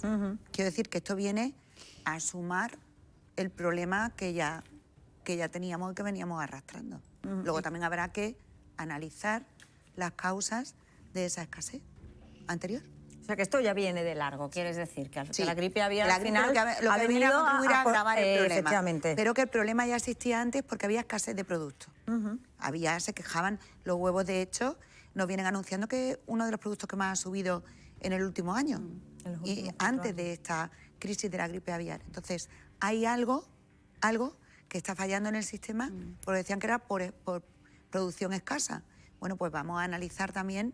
Sí, ¿de dónde viene todo eso, no? Medidas paliativas que controlen como el IVA como tal, pero busquemos una solución más definitiva. Hay un borrador, por lo visto, que se está estudiando de proyecto de ley sobre cuáles son las normas básicas que tienen que tener las explotaciones ganaderas, que se sienten todos y que se pongan de acuerdo, porque no solamente es el problema de que sube y que se afecta y de la gripe aviar, sino que además la calidad de los productos que estamos tomando hoy en día no tiene nada que ver con la Luego hay también más problemas, Maribel. Relevo generacional. También. Los propios productores y ganaderos dicen que en sus propias familias no encuentran. Es verdad. Ese Son relevo trabajos generacional. duros, muy duros. Son trabajos muy duros y son trabajos, en fin, que no Muy sé. complicado. Al final vamos a comer una pastilla. Bueno, esperemos que no. Vamos a saludar de momento a Antonio Rodríguez, que es secretario provincial de COAC, aquí en Málaga, para ver cómo está la situación aquí en la provincia. Bienvenido, Antonio. Buenas tardes. Muy buenas tardes. ¿Cómo está la situación aquí en Málaga? A ver. Pues mira, la situación, por desgracia, y ahora lo aclaro, no está muy mal. Y digo por desgracia porque cada vez nos quedan menos explotaciones apícolas en la provincia, como tampoco no tenemos explotaciones de vacuno de leche, y así sucesivamente con todos los sectores productivos.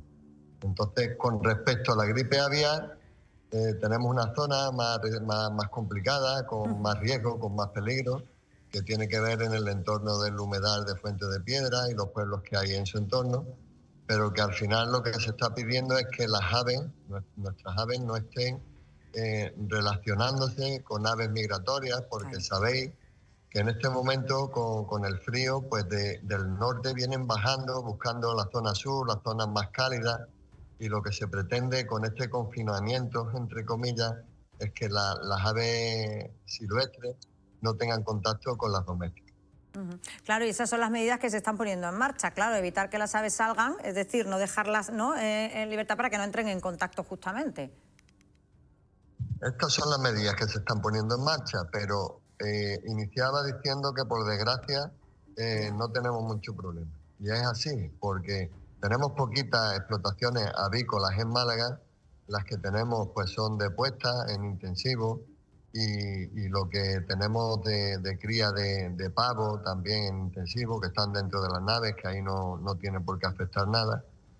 Y luego en extensivo o gallinas o aves de corral o en extensivo tenemos muy poquita, alguna explotación, con que tengan la precaución de que no vengan esas aves silvestres a beber agua o a comer donde están las nuestras, pues lo podremos tener controlado. Y es verdad que el problema es importante porque si sale un positivo en una explotación, hay que matar todos los animales de la explotación y destruir sus cadáveres, ¿no? Entonces, es verdad que es un problema.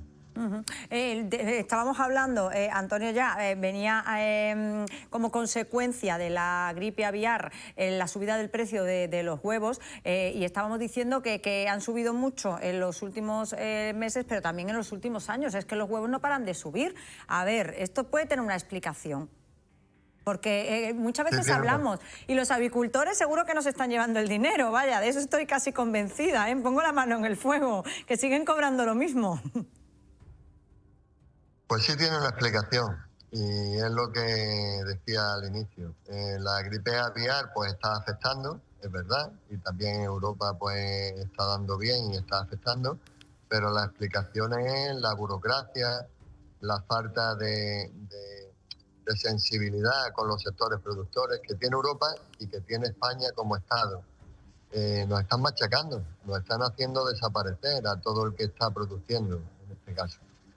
Hablamos de gallinas, podemos hablar de cualquier otro sector que nos están machacando literalmente. La burocracia, la falta de sensibilidad, el poco respeto a las personas que quieren seguir trabajando produciendo alimentos, nos están sacando fuera de los mercados y nos están poniendo al pie de los caballos, y nos duele la boca decirlo, y estamos sufriendo una competencia desleal tremenda en todos los sentidos. Por ejemplo, podemos hablar de la gallina. Ya hace años que había unas normas de bienestar animal europeas que obligó a los productores de gallinas de puesta a que toda la maquinaria, todas las aulas que tenían, todo el sistema productivo de esas explotaciones había que renovarlo con más metros, pensando en el bienestar animal, que nosotros compartimos el bienestar animal. Nosotros vivimos con nuestros animales y de nuestros animales, entonces queremos que estén bien. Pero lo que no puede ser es que a nosotros nos exijan ese esfuerzo económico que al final, en la mayoría de los casos, la rentabilidad no te da ni para pagarlo, y luego dejen entrar esos mismos huevos de esas jaulas que nosotros le hemos vendido. En aquel caso, por ejemplo, se le vendían mucho a Marruecos, y las que aquí no servían, en Marruecos les sirven perfectamente y nos meten los huevos con la calidad que tengan que entrar a la mitad de precio, y aquí no pasa nada. Entonces no nos podemos mantener en el sistema. Tenemos que caer sí o sí. Nos retiramos Nos vamos al paro y aquí la ciudadanía, nos duele la boca decirlo en la COAG también, va a haber tiempos difíciles porque no se está cuidando la soberanía alimentaria. Y sin soberanía alimentaria podemos pasar momentos muy difíciles. Y yo, que no quiero ser tremendista tampoco, creo que van a llegar y no muy tarde. Pues esperemos que no, Antonio. Yo espero que te equivoques, de verdad, porque da mucha pena. En cualquier caso, bueno, pues seguiremos dando voz a los agricultores y a los ganaderos para que nos contéis la realidad que estáis viviendo. Muchísimas gracias, Antonio, por habernos acompañado esta mañana.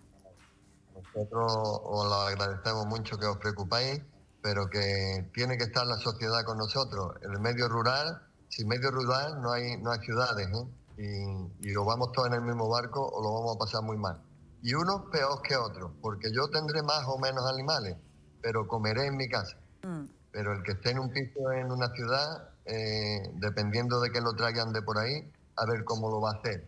Y los gobiernos se tienen que pringar. Y Totalmente. ustedes sois parte fundamental en ayudarnos. Totalmente. Antonio Rodríguez, mil gracias por habernos atendido esta mañana. Gracias.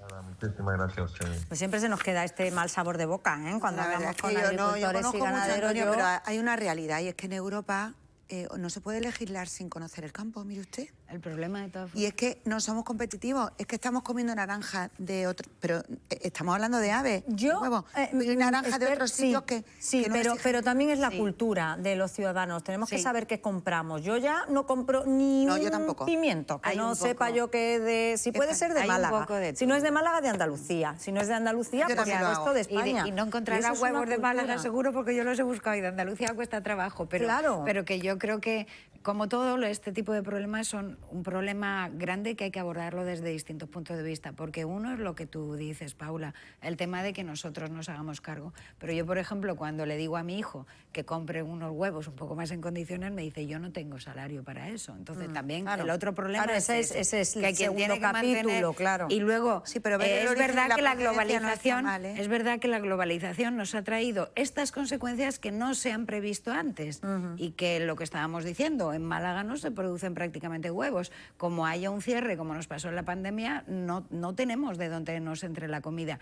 Y es un problema gordo que yo creo que Europa tiene que empezar a pensar cómo se organiza esto para garantizar la sostenibilidad de la comida para todos. Totalmente. ¿De qué manera? Pues si hay que poner condiciones mejores y que estén mejor alimentados y que de está, acuerdo. pues habrá que meter ayudas, igual que se han metido para la Completamente de acuerdo. Generation, para la digitalización, para lo que tú quieras.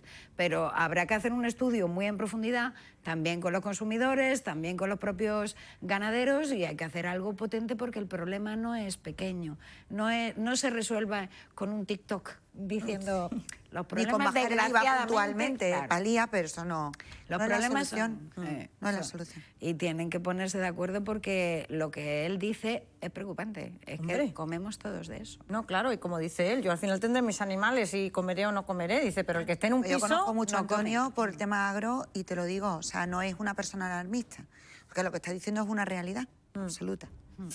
En fin, Esther, Maribel, muchísimas gracias a las dos por haberme acompañado esta mañana. Que me voy al video wall porque vamos a saludar a nuestro compañero Pedro Jiménez, porque saben que siempre antes de ir a publicidad nos gusta pasar por redacción para ver en qué asuntos están trabajando nuestros compañeros. Buenas tardes, Pedro. Hola Paula, muy buenas tardes. Pues hoy muy pendientes del presupuesto, entre otros asuntos, del presupuesto de la Diputación de Málaga para el próximo año, que han presentado esta misma mañana.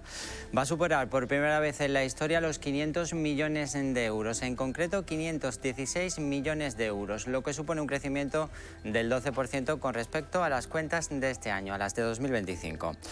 También va a tener récord de inversiones, 96 millones de euros, lo que supone un crecimiento del 26%. En cuanto a medidas y actuaciones concretas, control y eficiencia del abastecimiento y el aprovechamiento del agua, con 28 millones de euros. Para la movilidad, que hoy, por cierto, está también de bastante actualidad, por ese gran atasco que se ha originado de nuevo por el avería de un camión en la A7 esta mañana a primera hora y que ha provocado cerca de 10 kilómetros de retenciones. Movilidad 18,3 millones de euros, transferencia a los municipios 62 millones y gasto social 88 millones. Estas son las cuentas principales de la Diputación de Málaga.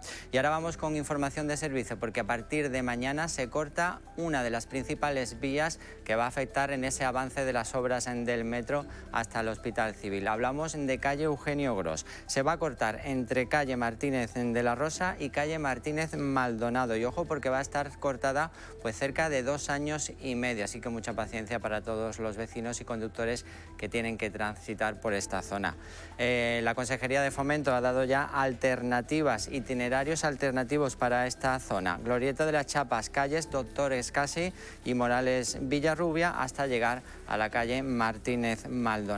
Y también le vamos a hablar de un suceso que ocurrió ayer, un accidente mortal en la carretera de Coín, entre Coín y Marbella. Un motorista falleció de 18 años. Pues bien, hoy la Guardia Civil ha detenido a uno de los conductores implicados que se dio a la fuga. También vamos a hablar del Centro de Excelencia y Oficina de Datos en Tabacalera, que esta mañana se está presentando, y en el apartado cultural, el Festival Eñe 2025 que organiza la Diputación de Málaga. Pues asuntos todo. Muchísimas gracias, Pedro, que les van a contar, ya saben, nuestros compañeros de informativos a las 2 y a las 6 de la tarde y nuestros compañeros de la radio en el 97.4 de FM a partir de las 2 de la tarde. Nosotros un minuto a Publi y volvemos.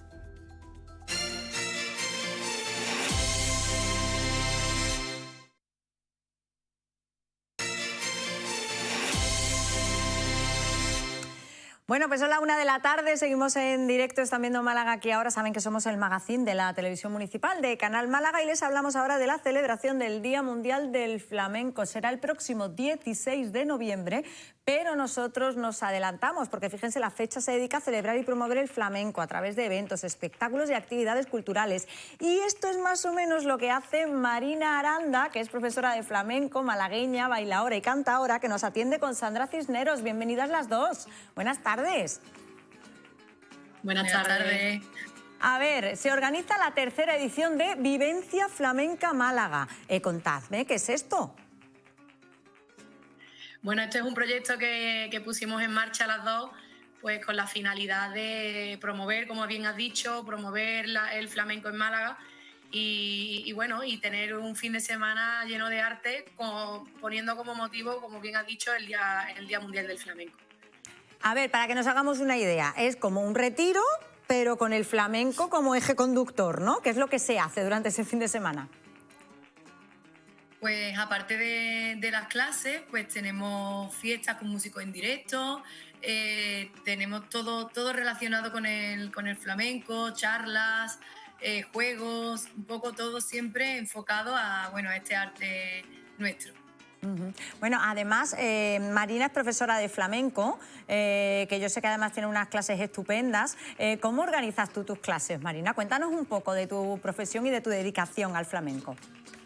Somos las dos profesoras y bailadoras de flamenco y ambas tenemos pues nuestras asociaciones culturales con las que, aparte de hacer esto como en conjunto como bailadora y profesora, pues durante todo el año estamos promoviendo todo tipo de actividades y nuestras clases, por supuesto, ¿no? Entonces, bueno, pues como somos las dos un poco ahí luchadoras de nuestra forma de ver el flamenco y de luchar día a día en nuestra escuela, pues decidimos unirnos a hacer fuerza y crear este proyecto tanto para nuestro propio disfrute como para el propio disfrute de los alumnos y de toda la gente que viene de fuera. No solamente son nuestros alumnos los que participan en este proyecto.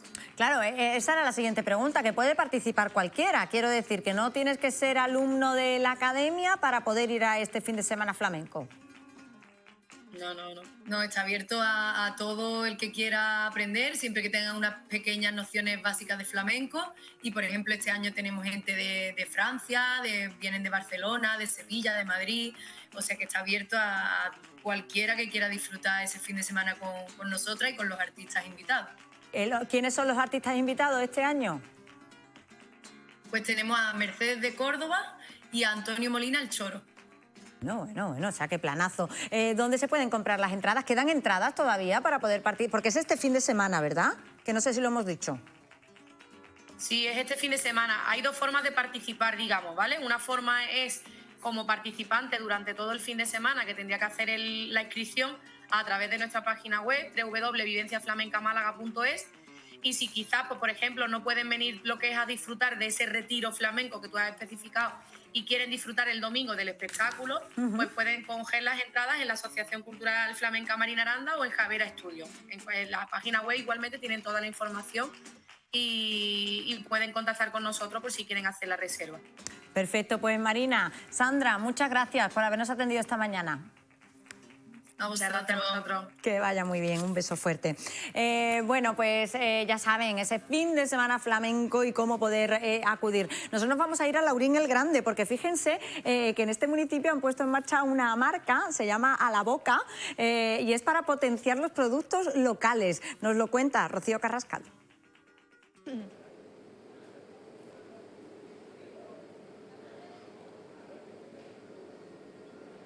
Pues hoy nos hemos trasladado hasta Alaurín el Grande porque el municipio ha presentado una nueva marca que es Alaurín a la Boca. Es una marca gastronómica con la que quieren promocionar pues, la riqueza agroalimentaria de este municipio. Es una idea que parte de la Concejalía de Desarrollo Económico y hemos venido aquí con su concejala, con Macarena Herrera. ¿Qué tal? Muy buenos días. Buenos días, ¿qué tal? Encantada. Igualmente, ¿de dónde surge esta idea?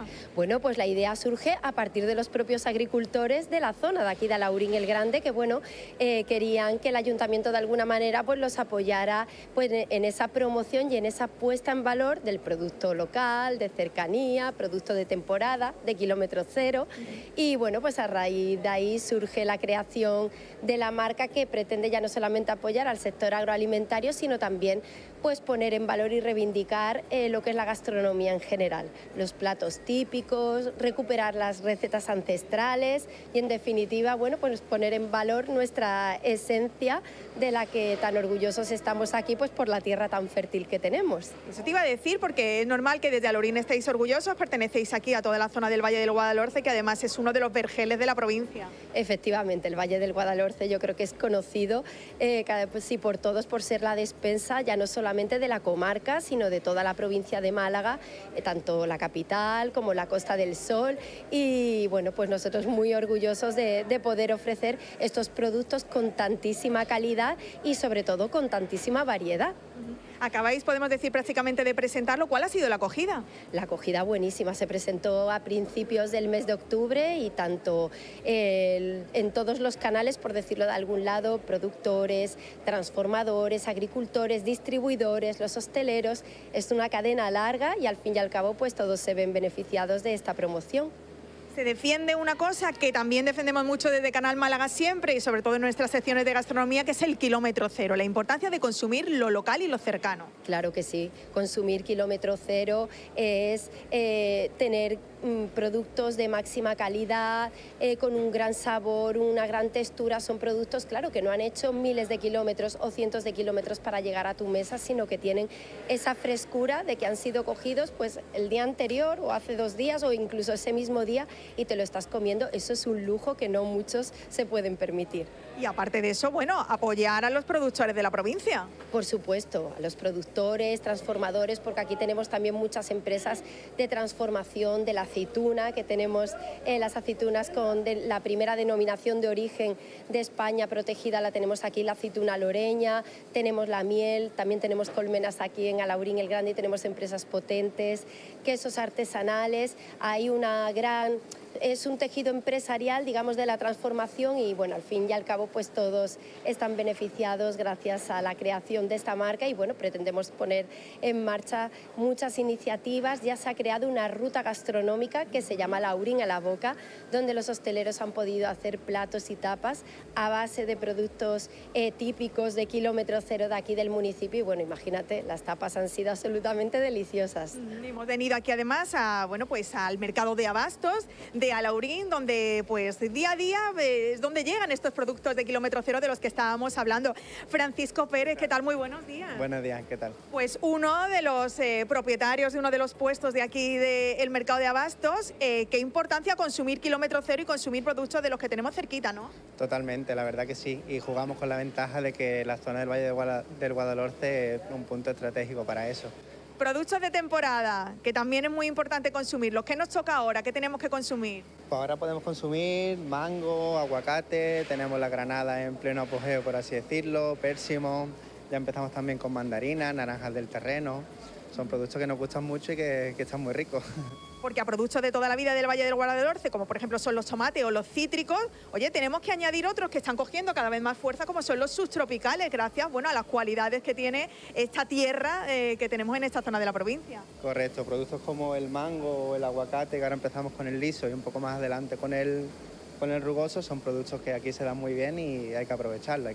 Podemos traer productos de otros sitios para cultivarlos aquí y sacarle el rendimiento y que la gente los pruebe, que siempre van a estar más buenos que los que vengan de fuera, por supuesto. Tenemos que decir que en este mercado de abastos, como es habitual, pues vienen los mayoristas, pero si usted es particular y nos está escuchando y le gustaría probar algunos de esos maravillosos productos, que si se lleva una cajita puede venir también, ¿no? Por supuesto. Si compran una cajita de tomate, de aguacate, de mango, no hay problema. Agradecemos que vengan y que prueben los productos de aquí de la zona. Pues estupendo, Macarena. Iba a hacerte también otro añadido porque Alaurín se ha incorporado como miembro fundador a la red de pueblos gastronómicos de España. ¿Qué supone esto? Efectivamente, ha sido un paso más en esa apuesta por el turismo gastronómico y bueno, para nosotros un gran orgullo porque además hemos sido el primer municipio de la provincia de Málaga en adherirnos a esta red de pueblos a nivel nacional.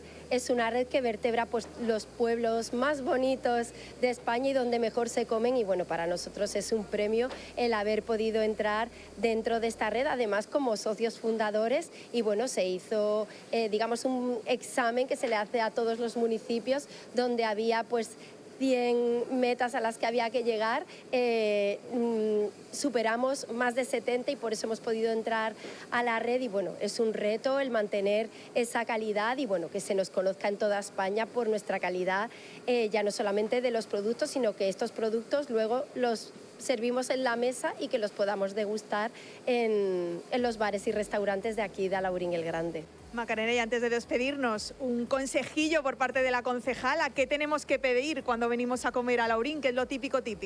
Bueno, aquí en Alaurín el Grande, sí, cualquier plato que esté elaborado con producto local ya es un éxito, pero bueno, tenemos también esa apuesta por los platos típicos de aquí de Alaurín el Grande, como pueden ser pues las sopas cachorreñas, el gazpachuelo, la sopa gervía, son platos tradicionales, típicos, que bueno, también ahora en época un poquito más de invierno, cuando entre el frío, pues nos van a encantar y bueno, cualquier plato, como digo, a base de producto local es una maravilla. Pues ya lo han escuchado, la recomendación de la concejala, la recomendación de Francisco también de los productos que hay que consumir ahora y lo hacemos desde aquí, desde Alaurín el Grande, con Alaurín a la boca, ya lo saben, venir a este municipio siempre es bueno y sobre todo si podemos comer bien, pues mejor todavía. Oye, pues qué hambre, ¿eh? Con todas estas recomendaciones. Que estamos llegando al final. Como siempre, les vamos a hacer recomendaciones, en este caso, de eventos que van a tener lugar en la ciudad, en nuestra agenda cultural.